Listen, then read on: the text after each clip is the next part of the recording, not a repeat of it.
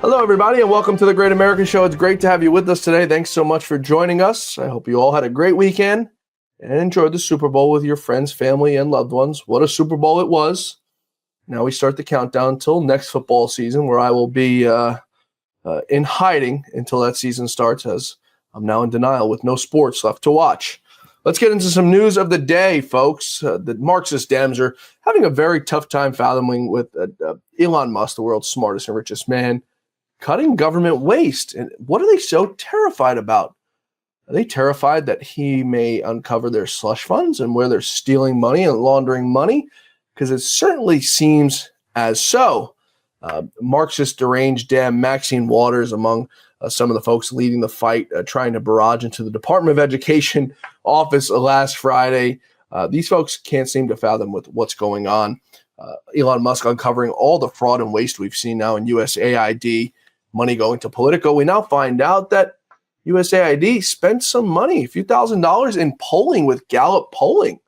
Why would the United States government be involved in polling? Now, we knew they were involved in NPR and funding them. We found out they were funding Politico to do hit pieces on President Trump. But now we find out they were doing polling. Maybe they were manipulating those polls. Who knows? I want to bring in our guest today. He's GOP strategist and pollster, the great John McLaughlin, also a pollster for President Donald J. Trump. John, it's great to have you back with us here on the Great American Show. The last time we spoke was on that great day, January 20th, when President Trump was made 47 once again, without incident. The Marxist Dems relented, and they rolled over like they should because they lost. I want to start with some of the developing news we have. USAID. Now, I've heard about USAID before. I never really did much digging into it. I don't think anyone did, because we thought it was this well-greased, well-oiled machine that was, doing good for kids in Africa and underdeveloped nations, feeding them. It turns out they were doing a lot more than that, $80-something million to the Clinton Foundation. We also find out they were paying for polling. Now, why would a federal government agency be paying for polling? Your thoughts first on the polling aspect of it, John? Well, they politicized it and they weaponized it. I have clients in Europe who are in democracies, NATO allies, democratic nations, and they were interfering with grants to spread propaganda against right of center governments. It's a left of center agency. In the United States, they were subsidizing Politico. Politico is very influential in terms, particularly on the left, but it's very influential with the media.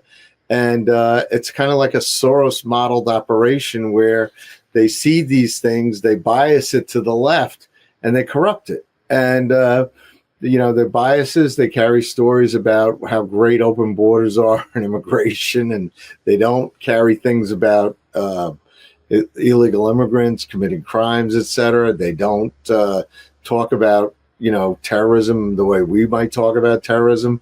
They don't talk about cutting government waste precisely because they are government waste. And when you talk specifically about USAID, they were just giving out grants for all sorts of propaganda in terms of DEI to foreign countries and transgender ideology that really goes against the culture of those countries. Right. And I poll in these other countries for Democratic allies.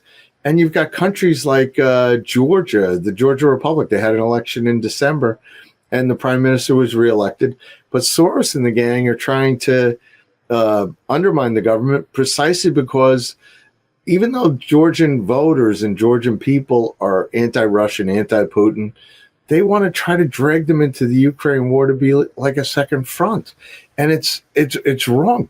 Instead of stopping wars, they're propagating this kind of stuff where USAID is like not liked because they're going against cultures of people in Europe and elsewhere in the world where instead of being friends of the United States and allies of the United States, they're trying to turn them into ideological tools that are driven by the Biden-Harris administration and aligned with Soros. And it's really hurt the United States. It's made the United States look weak. It's made the United States look corrupt. And, thank God President Trump's exposing this and getting it to a point where Marco Rubio is going to take over that agency.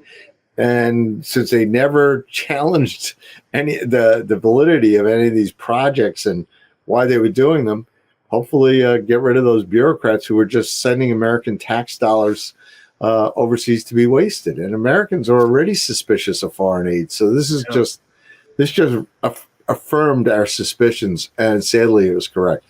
The crazy thing, John, is now if you go back and look at it, we know who's paid. First of all, I didn't know Politico was paid by the U.S. government, but you look like outlets like NPR, and you look at every single story, John, they ran, Russia collusion. Russia collusion was a hoax. We knew from the inception, John, it was total BS.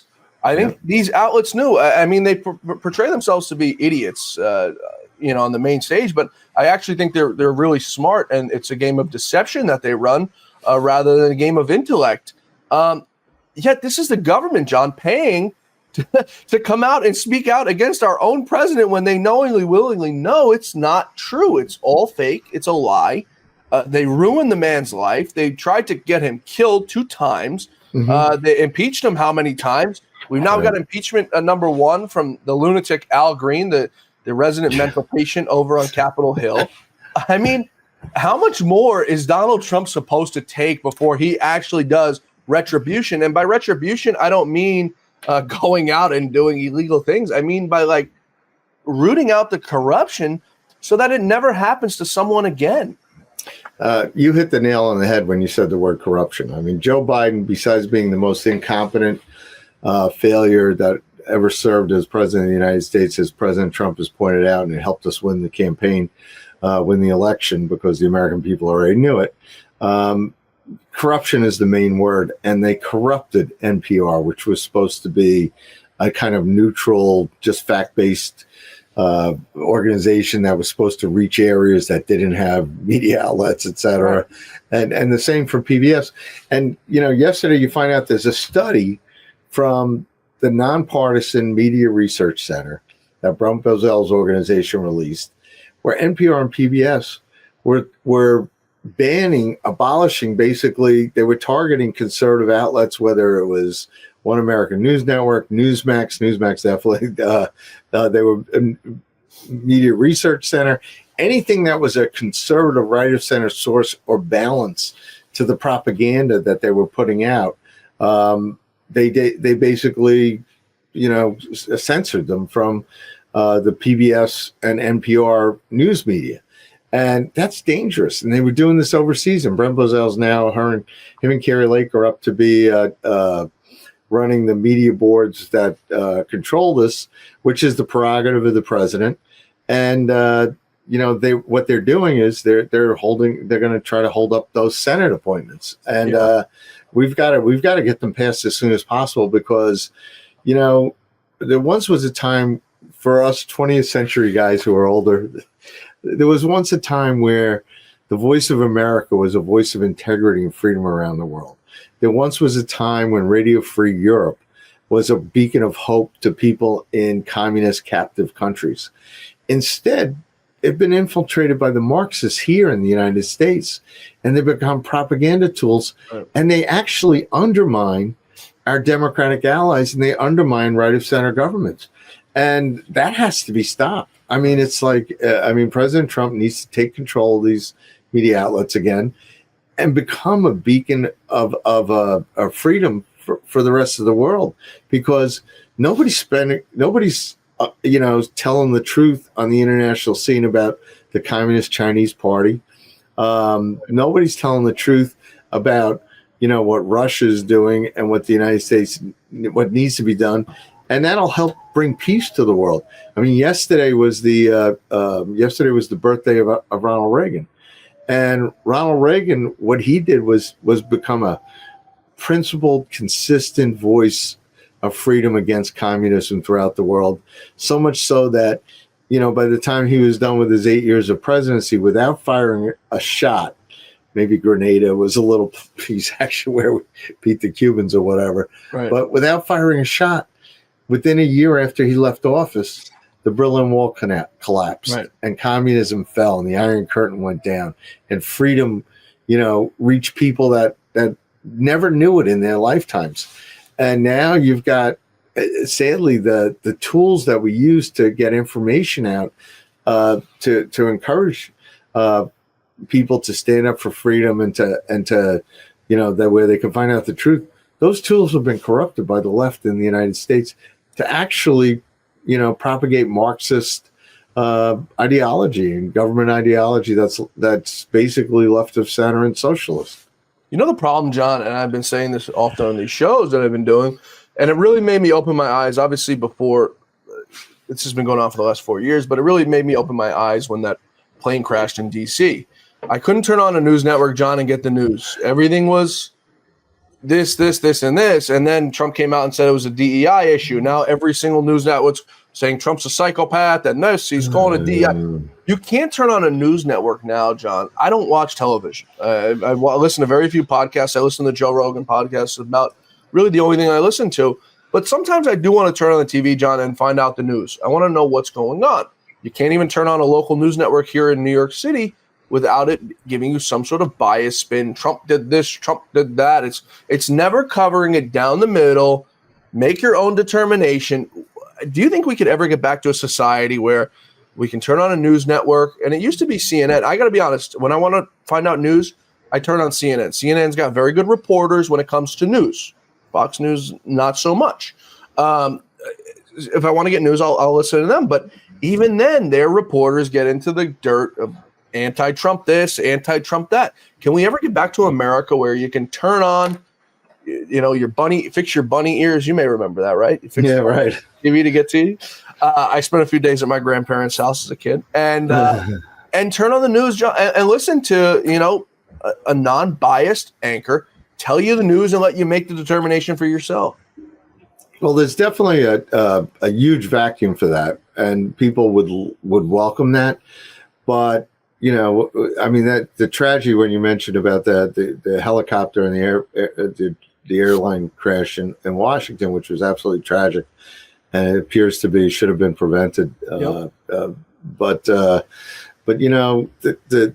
news outlets you're talking about, their ratings have nosedived for a reason, because people know they're not getting the truth. They know they're being propagandized.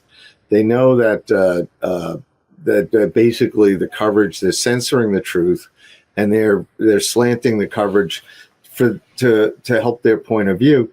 And that's why CNN's nosedive. It's like I have a different opinion about their coverage, but their CNN's nosedive, MSNBC is nosediving, and also it's generationally. People don't want to go back to the usual viewing habits. And now what happens is most people stream, and they, instead of being passive and grazers of the news, what they are is they're hunters. Yes. They're looking for the truth. And as the hunters look for the truth, they come to your podcast. They come to other podcasts. They also go to streaming news services. So it's not disappointment television of the 20th century. It's basically, what I want to find out, I'll look at my phone, because you can look at, your iPhone or your Google phone, whatever. You look at, you find out what's going on at that point in time, and it's changed the media viewing habits, but also the news media, because of their bias, has basically turned off their audiences, and the world has changed in terms of, well, I want to find out what's going on. I'm going to go to President Trump's Truth Social, and I'm going to look at Truth, and I'm going to look at Rumble, and they'd rather look at reality and they'll watch news services where they get a live video feed than trust somebody to edit it. Look at the big story about Kamala Harris with 60 Minutes. Yep. I mean, it might as well have been a campaign-produced ad, because they took out all the outtakes where she was bad, and they edited in answers that they thought would help her. I mean, it was a campaign contribution. It wasn't a news report at all, and that's why CBS, 60 Minutes, their credibility is down and their ratings are down. And, instead, the highest rated programs they have are NFL football games. Right. And so, hopefully those outcomes aren't tinkered with, but we'll see. Yeah. So, and you know what? President Trump going to the Super Bowl this weekend is going to up the ratings on that program. So, I think people are coming back to their most reliable source of news tends to be their friends and family, ironically. Yeah. And people go to Facebook and social media to find out what they know is true or what the people they think is true. And it's sad because the days of the news media being unbiased and trying to hide their prejudices, it's over. Yeah. It's like it's right there in front of you. Yeah. You're absolutely first of all, I want to go back to you disagree with my CNN coverage. Obviously, their editorial stuff is total garbage. I'm just talking about the stuff that they actually report news. They get their reporters on the ground fast and they get to the scenes. By that, I mean that. I would never listen to their editorial garbage, although I do think Scott Jennings does a good job. Going back to the people's thirst for wanting more news, wanting the truth and the honesty. I can't tell you how many emails my guys send me that gets sent into us that people are hateful towards me because I don't do more episodes. We do 5 days a week. On the weekends, we do reruns, some clips of our best episodes that performed during the week for people to, catch up if they missed it or whatever. And we've got guys sending in, I can't watch the show anymore. You don't do 7 days. I mean, how hard do you want these guys to work? It's not. I don't just come out here, John, and plop out here and do it. I read hours before the show. We do hours of reading and research, make sure we're bringing you the truth and the honesty. And there's people who are mad at me because I can't do 7 days a week. I would never make anyone. Lou did 7 days a week with updates and stuff like that because, this is what Lou lived and breathed. They can't make people work 7 days a week. But I wish maybe in the future we can. Also, you'd mentioned social media access. I was talking with Tim Burchett of Tennessee the other day, and it really does make a difference that you can go on Twitter and write disdain or fluff to your members of Congress, your politicians, your favorite celebrities, and them sit there and read it. It's not like the old days, John, where you'd call the member of Congress's office, tell them how much you hate the guy, hang up the phone, and they relay the message.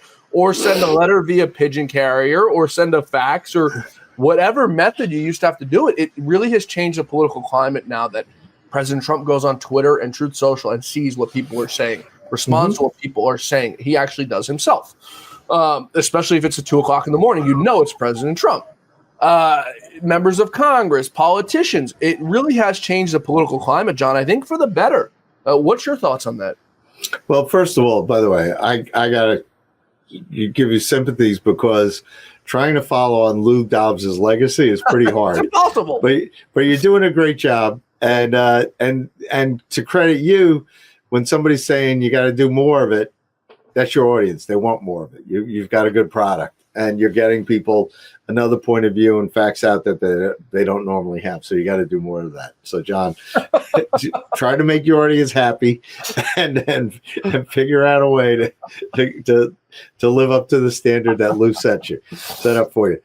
I have the same problem because, Donald Trump, having worked for him since 2011 and survived 3 campaigns with him, he tells me what my polls say. So right now I'm doing very well because he has his highest job ratings ever. Although some of these media polls are starting to bias them again. Nope, Trump has. We had, just completed poll the end of January. I want to take that. I want to do a whole segment on that. So let's take a quick break here. The audience will be mad that I just cut you off because they constantly tell me I talk too much, but whatever. It is what it is. Let's take a quick break. We're talking with a brilliant pollster, GOP strategist John McLaughlin. When we return, we're going to take up his M&A polling. We want to know how Donald Trump is doing on the world stage, on the stage here in America, congressional approval rating. We're going to get into all that good stuff after this quick break. Stay with us, folks. I'm excited to announce that we're having our first ever mega sale on overstock clearance and brand new products. For example, save over 50% on this season's flannel sheets. Queen size only $59.98. Kings only $69.98. They sell out fast every year, so order now. Save 20% on our brand new My Crosses. They're designed in the likeness of the one I've worn every day for over 20 years. They come in men's and women's, and they're made right here in the USA. Get our 2025 6-piece My Towel sets for only $29.98. Our initial quantities are extremely low, so get them now before they go. And our best-selling standard MyPillows, just $14.98. So go to MyPillow.com or call the number on your screen. Use this promo code to take advantage of our first ever mega sale. But wait, remember that $75 free shipping rule? Well, that ship is sailed because right now, every order ships absolutely free. Folks, we're back. We're talking with GOP pollster and strategist John McLaughlin. John, you do your M&A poll every month, once a month, which means 12 a year. Give us the latest on what's going on. Let's start with first the direction of this country. Where are we heading? Are Americans optimistic or pessimistic? Well, at the end of January, the numbers were actually getting better because Biden left President Trump with a big mess. Yeah. I mean, in terms of, you've got the economy is not as good as they said it was, stagnating. People know that they're not finding the jobs that they want to find. A lot of the jobs that they said they were created were like fake jobs or government jobs. People find out now they work for the government that are remote. But in December, we had 66 to 24. They said the country was on the wrong track. In January, it closed 16 points, where the wrong track dropped to 58%, and the right direction went up to 32. Republicans, the majority of Republicans actually said we're in the right direction because they're recognizing President Trump's success. Now, there's serious problems in terms of inflation. Inflation, people said 84% said it's still too high, 50% saying still they've been negatively impacted so much by inflation that they're having trouble meeting basic necessities. You also have a closing of the gap. Where is the economy getting better or worse? And last month it was in December 55-37, and in January it closed to a 10-point gap. 49% said it was getting worse. 39 actually thought it was getting better. And we had a poll recently for the Job Creators Network where we had the highest index ever in terms of them having a positive attitude towards their own business and the national environment. So for the first time, we were like in major positive territory as far as where the small business owners thought the national environment was going. And that's a scientific survey of 400 small business owners that we take. Right. And by the way, they said 59 to 19, they said the Trump tax cuts helped them. So, and that's poll, again, you've got, it's diverse, it's not political, it's small business owners who are struggling. But you've got in there, going back to our national poll of voters, I mean, there's a renewed sense of optimism where things are getting better, but we're not there. We still have a long way to go. We've got, they want the border secure. They know it's not all the way there. They know it's only just started. They also want the economy to grow again.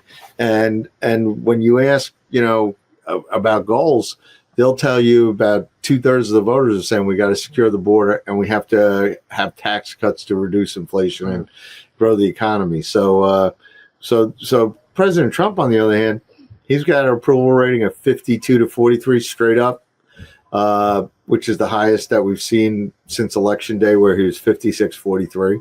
Also, when you ask it, do you approve of Trump and his policies, or do you approve of policies but not his personality, or do you just not like Trump's personality or his policies?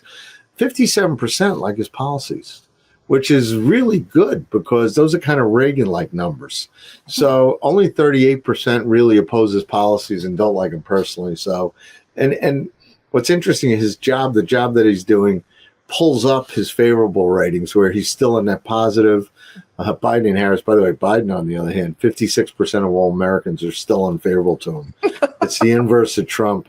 I mean, look, he pardoned the whole family as he was going out the door, except for him and Jill. And it's like, it's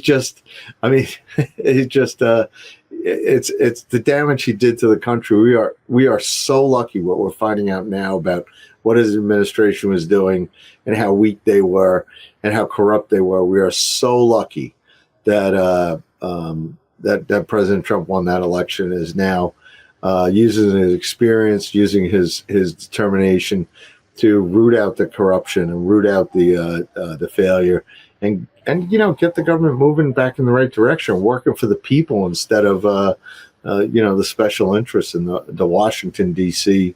What people call the deep state. I mean, it's just they clearly put the government's interest ahead of the people, and now the people are coming back in charge.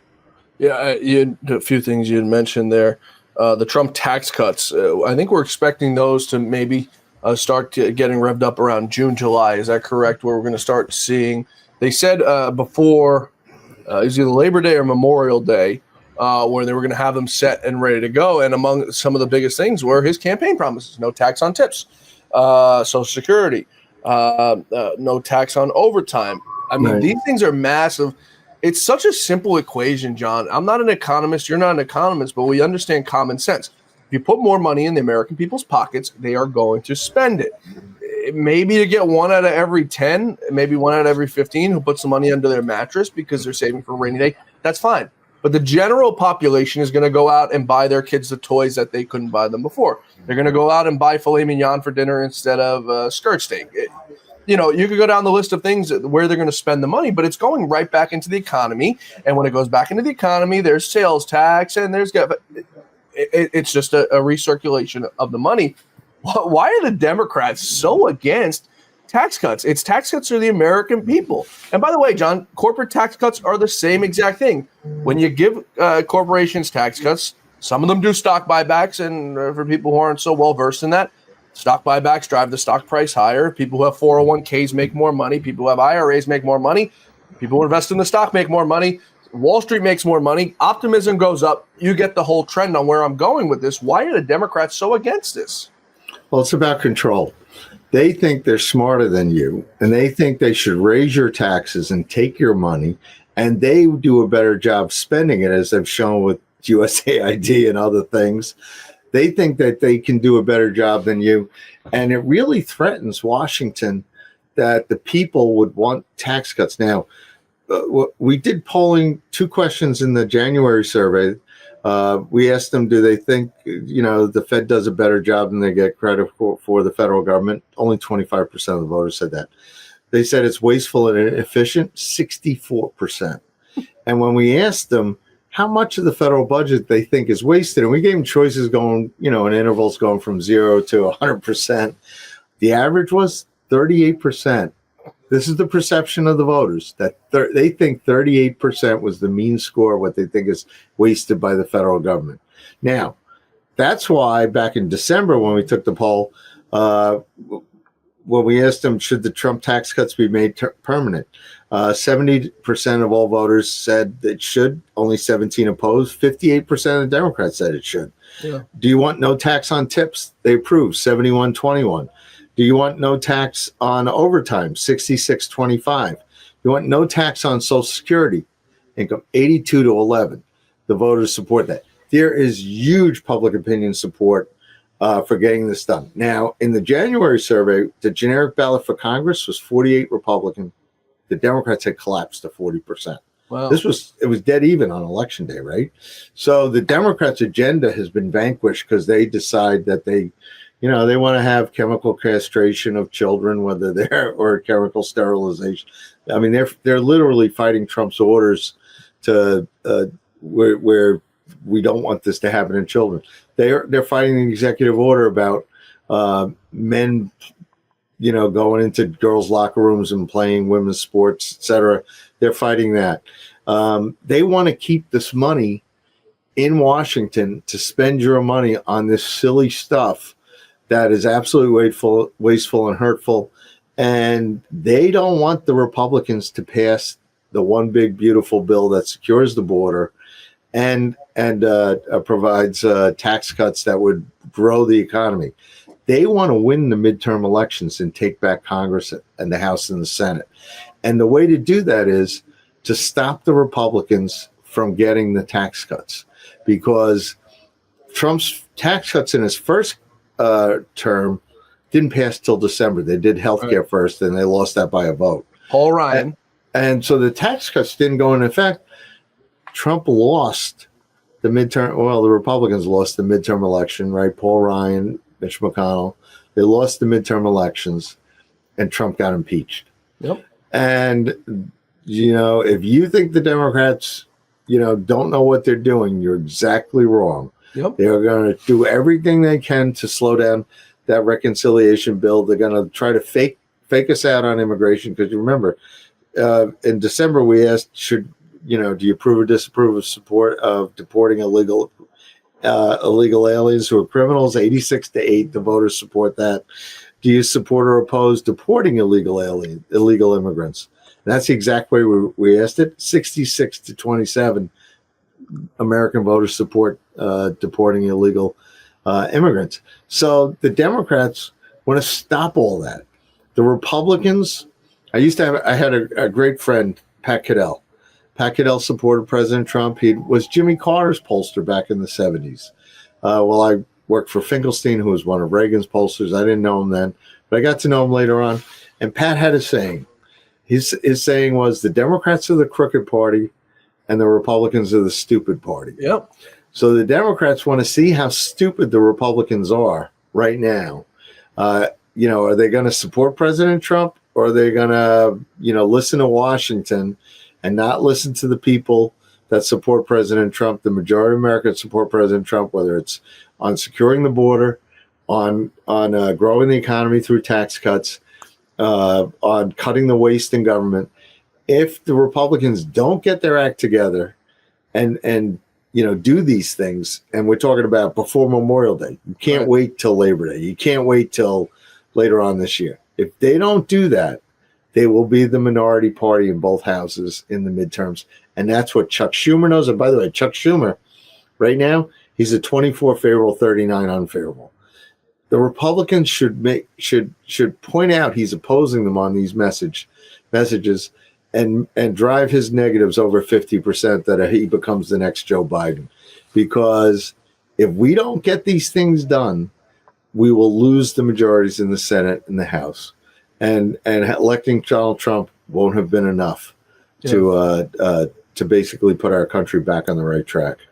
You've got, just going into that real quick, Chuck Schumer, 39% unfavorable. Kamala Harris, 50% unfavorable. It seems like Ebola is probably more favorable than Chuck Schumer at this point in America at a 25% favorability rating. I think you'd probably get more than 25% who would view Ebola, not knowing what it is more favorable than this man.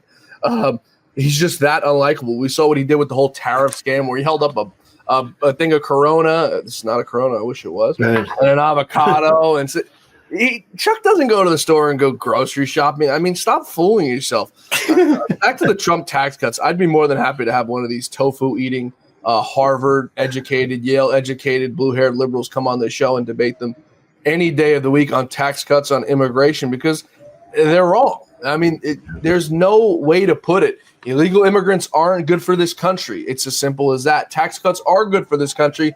The stimulation of growth for this country, that's a fact. You can spin it any way you want it, and these brilliant economists try to do so, but they make themselves look like absolute fools. The GOP and the midterm elections, we talk about it often on the show about Paul Ryan screwing the pooch. I think Mike Johnson maybe has learned his lesson. I can't tell yet. I'm not going to say for sure that he's fully reformed, because he hasn't been a good speaker up until January when he was reelected. Hopefully he's learned his lesson. I don't think he's compromised. I don't think, he's one of the poorest men in Congress. I don't think anyone's giving him money. I think he just thinks differently than the MAGA Republican. I'll say it nicely that way.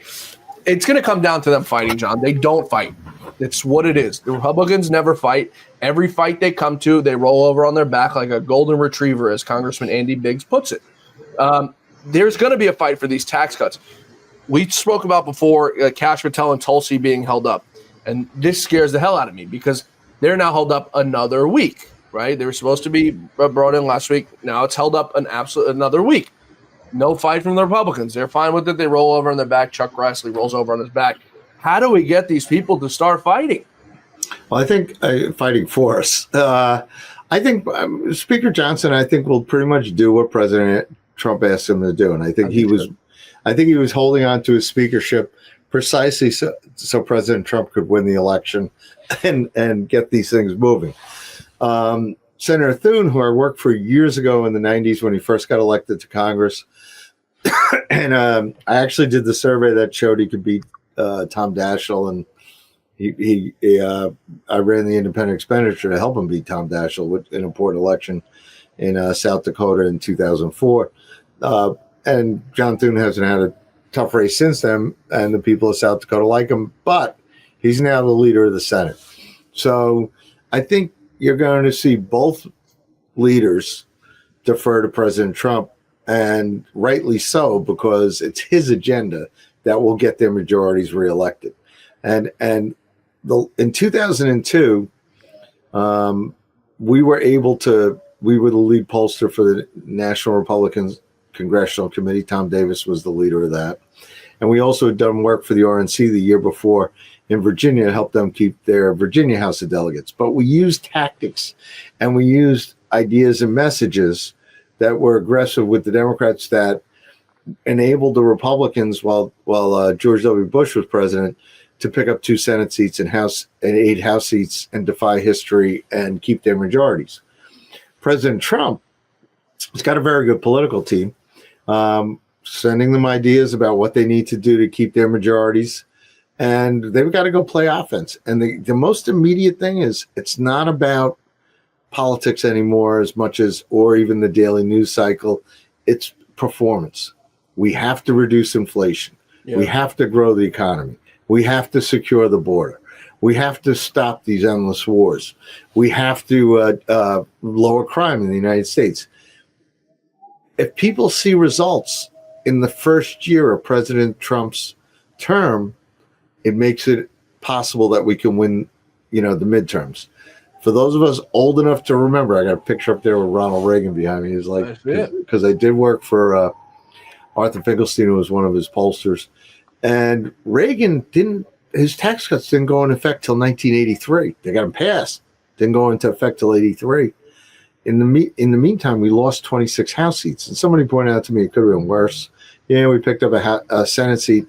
But, at the time, the Democrats controlled Congress. And the tax cuts went into effect in time for Reagan to be reelected, but it didn't help us in the midterms. This is all about now getting the results, getting the performance to win the midterms. And I think the one thing you can count on is President Trump. Yeah. He wants to restore America. He wants to, it's always been his slogan ever since we sat in his office. And he said, well, let's talk about, my slogan is going to be Make America Great Again. We were in his office on the 26th floor of Trump Tower. I was at his desk, and I had a button with me because it was from 1980 of Reagan saying, let's make America great again. That was one of Reagan's slogans in 1980. Right. And Trump looked at it and he says, let's. I'm saying make. It's my, it's like, and he just threw the, it's probably still at his desk on the 26th floor there. He took the button, put it in there. But it was true then. It's even truer today. We've got to make America great again. That's going to be Trump's legacy. That's what he wants to do. Yep. And we literally have only a few months to get it done this year. And if those Republican members in the House and Senate like being in the majority, like being committee chairs, like getting laws passed and bills done, they better hop on board and get these policies enacted, because that's the only way they're going to keep their majorities. We're talking with John McLaughlin, brilliant GOP strategist and pollster. We're going to come right back with him, go a little bit deeper into these midterm elections. I want to talk about Gaza, which is going to be the new slogan should be Make Gaza Great Again. And I want to go into the Federal Elections Commissioner has been fired, but she's not leaving her post. This is a lady who's among some of the many swamp members, who makes D.C. a swamp. So we're going to take one quick break here. We're coming right back with John McLaughlin. Folks, stay with us. I'm excited to announce that we're having our first ever mega sale on overstock clearance and brand new products. For example, save over 50% on this season's flannel sheets. Queen size only $59.98. Kings only $69.98. They sell out fast every year, so order now. Save 20% on our brand new My Crosses. They're designed in the likeness of the one I've worn every day for over 20 years. They come in men's and women's, and they're made right here in the USA. Get our 2025 six-piece My Towel sets for only $29.98.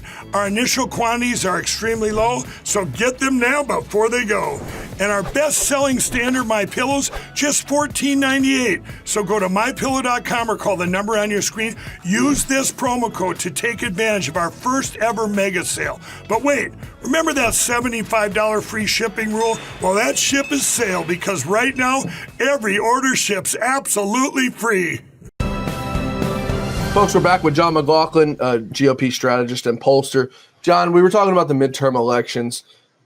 To me, this is probably the easiest midterms for the Republicans in a very, very long time. There's no infighting inside the party right now.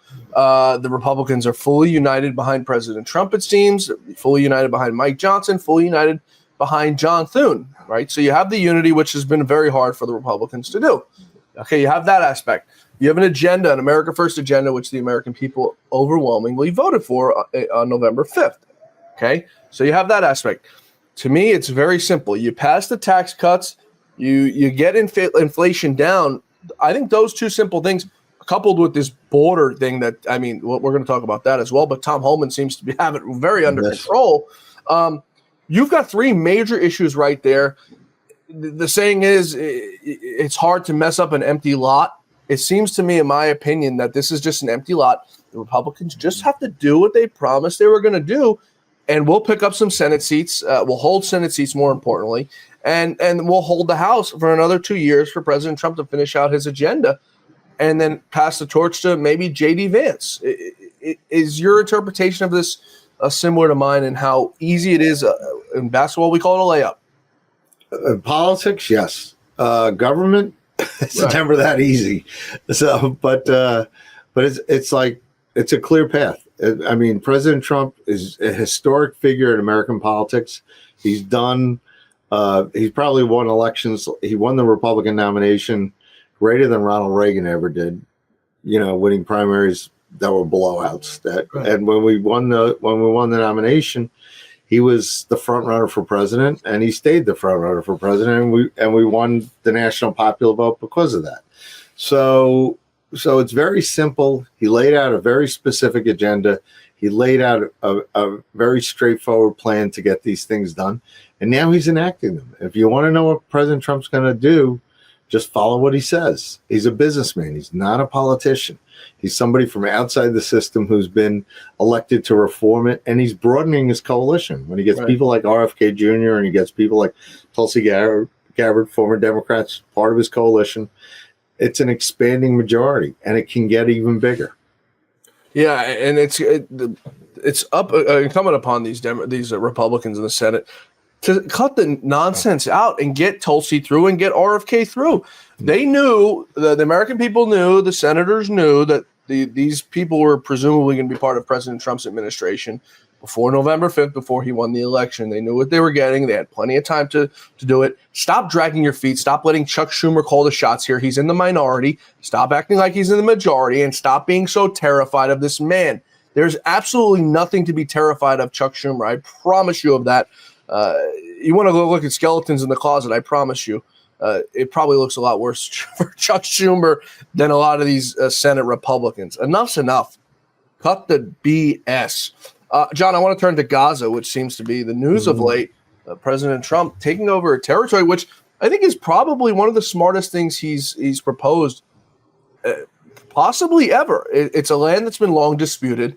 What better way than to let America take it, make it habitable, and make us our safe haven in the Middle East? A lot of people on the right and on the left have an issue with America being so tied in with Israel, saying that Israel, we live for Israel. Okay, we take Gaza. I think it settles both people on both sides. Gaza will be ours. It'll be our safe haven in the Middle East, and it'll be independent. What's your thoughts? Well, as I mentioned, there's a picture behind me of myself and Reagan a long time ago. There's also a picture of myself and Netanyahu behind me on the shelf in this office. And Netanyahu I've worked for since 2003, through his last election in 2022. And, during President Trump's first term, Bibi loved it because he had a president he could work with, and President Trump moved the embassy to Jerusalem, recognizing that as the capital. He also gave him the Golan Heights, which was very important considering the challenges they had recently from Hezbollah and from Syria on the northern border, because they've been under attack since October 7th of 23 from all sides, from Hamas in the south and all these Iranian proxies, right, whether it was in Syria or whether it was in Lebanon or whether it was in Gaza. They had Israel under siege, and Joe Biden, was kind of straddling his options. He was very weak. And this would have never happened. October 7th, the attacks from Gaza and Israel would have never happened if Trump was president, because they were afraid of him. And Iran, frankly, didn't have the money. And Trump, as we speak, is putting the sanctions back on Iran and on China to cut off the terrorist flow. So it's a very difficult thing. Now, whether you take over Gaza, et cetera, I mean, because of the war, what was done, proportionally to in Israel, what the Hamas terrorists, who not only hate Israel, they hate America. Yeah, and they're part of an Iranian plot and a radical Islamic plot that that goes to when they're done with Israel, where they don't care that that's where the Christian religions emanated from. In fact, that's why they hate it. They hate Judeo-Christianity. When they're done with Israel, they want to decimate the United States. Yep. And we cannot take them lightly in any threat. They've had fatwas on President Trump ever since he left office, because years ago they came and they took our embassy in Tehran. That's how the Islamic Revolution started. Well, they also, while President Trump was there, they wanted to get our embassy in Baghdad, and Trump stopped them, putting in 3,000 troops and killing Soleimani.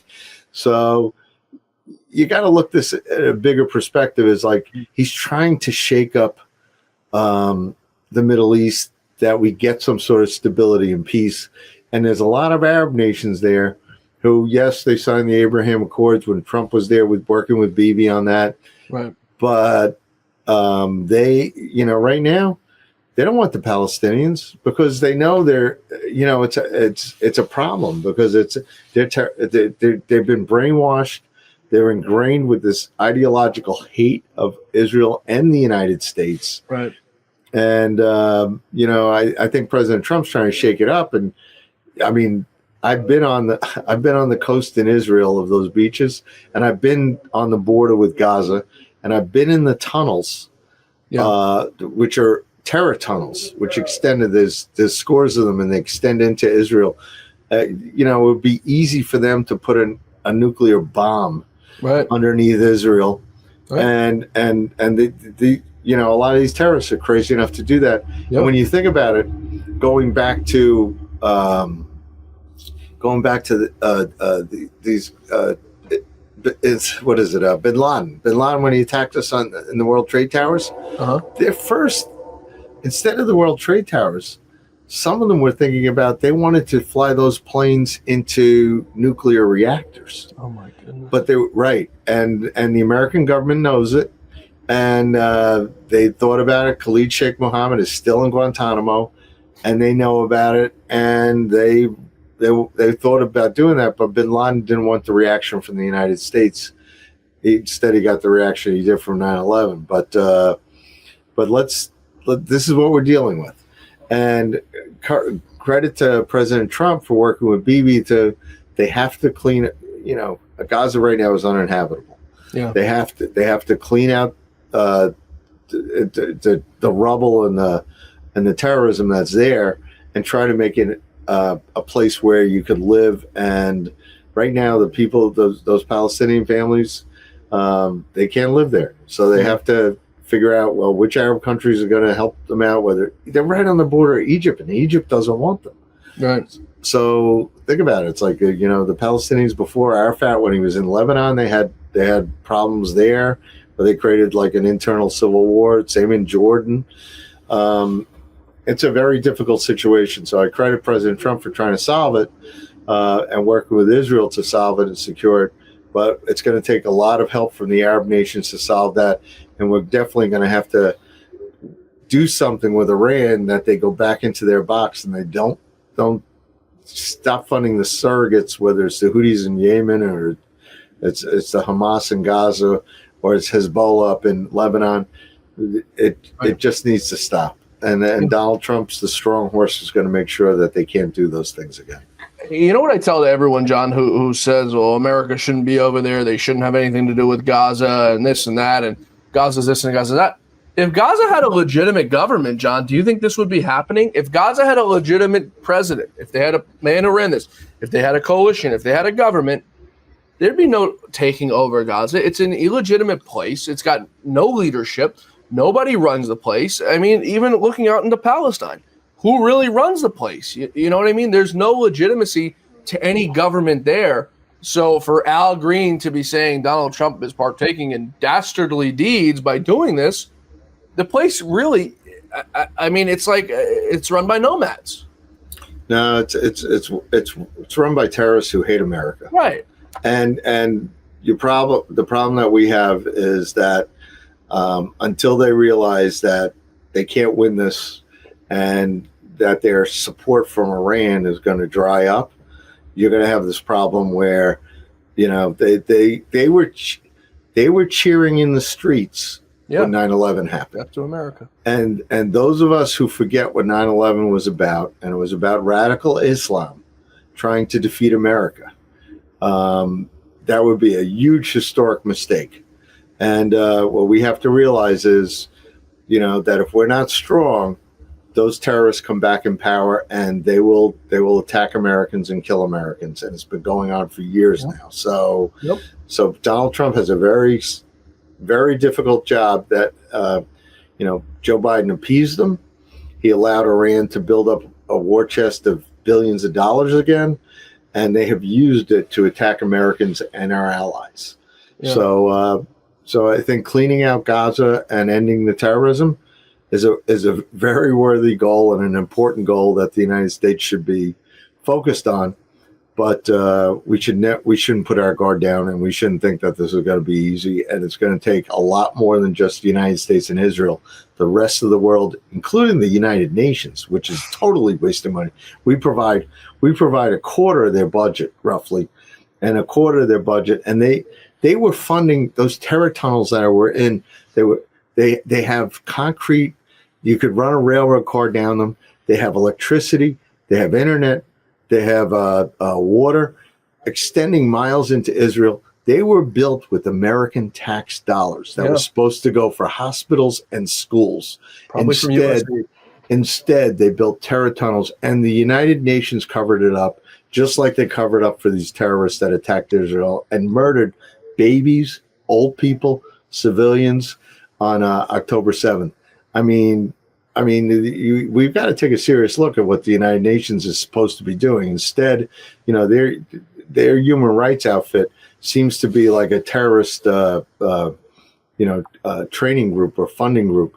And we can't allow that to happen. And we got to realize, like other countries like China, et cetera, or if they're not turning a blind eye to it, they're actually trying to help this. I mean, the probably the biggest user of Iranian oil is China. And, you know, if they're going to provide revenues that are going to be used to kill Americans and Israelis and our other friends and allies in the world, that has to stop.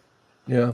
For us New Yorkers, we remember it especially. I can't tell you what I ate for dinner last night, but I can tell you where I was on 9/11.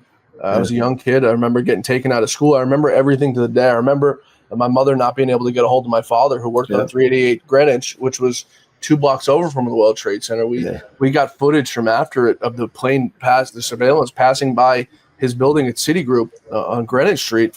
And I'll never forget not knowing if I had a father. A good friend of mine, a firefighter, him being trapped in between beams in the World Trade Center going in to save people.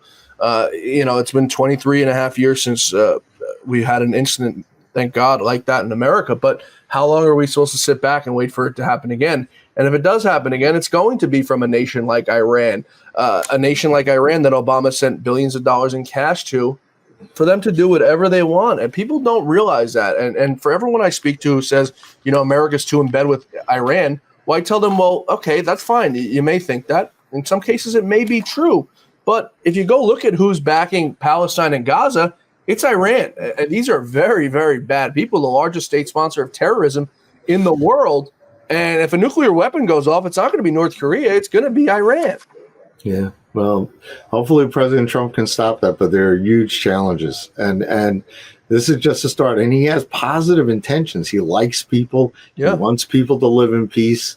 He wants them to actually, to be secure and be wealthy and prosper. And what Trump is a real estate expert, and he's looking at what they have there, and he's like, they can have this wonderful city by the sea, by the Mediterranean Sea, where the people would work and be happy, and you'd have great schools, you'd have great hospitals, you could have great universities, you could have technology. But the terrorists don't share that dream.